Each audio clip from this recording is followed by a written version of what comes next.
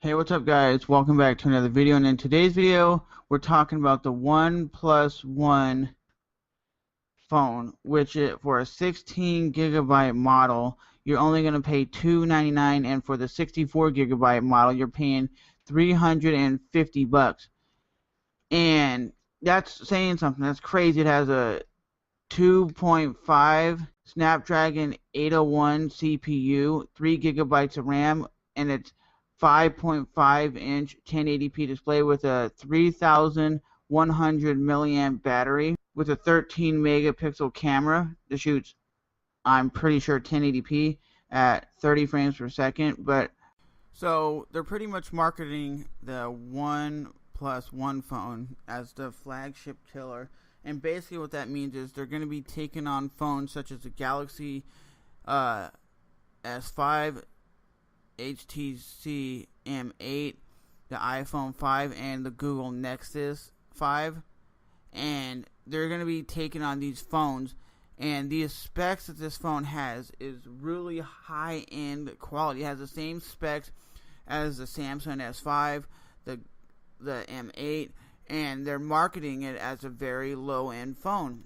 I'm not meaning low-end, but low-end in price. Because normally you cannot get a 16 GB high-end phone like a Samsung Galaxy S5 for under $600, and they're pricing this phone out really reasonable for the average consumer. $300 for a 16 GB version, and then a 64 GB version you could get for $350. So you're only getting $50 in difference. When you look at the iPhone, you go from the 32 gig to a 64 gig, you're paying over $100 per more room in the phone. So with that being said, guys, the phone does have that look and feel of an Oppo Find 7.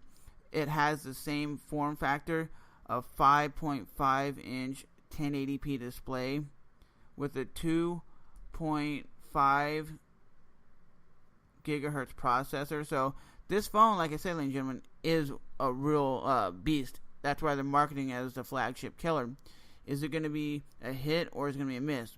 I don't know, because this is a Chinese phone company that's coming out swinging, and if they're not coming out swinging for the fences, they're probably not going to be hitting out the ballpark, because a lot of people, or at least the mainstream, only know one or two phones. They know the iPhone and they know Samsung. That's all they know, and that's being realistic. I'm not hating on the average consumer for not knowing HTC or LG's phone or Sony's flagship phones. It's just when it comes down to it, you ask the average person, they have no idea what you're talking about when you're like, hey, you want to get the OnePlus One? They're like, I don't even know what that is. So as the picture loads up of these flowers, let me click on it and make it bigger for you guys.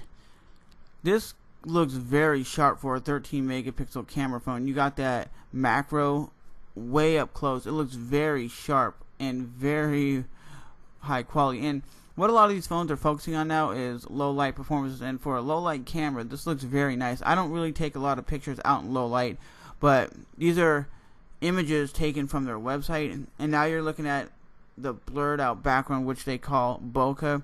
I don't know if it's a software bokeh or if you can actually do that in the camera phone.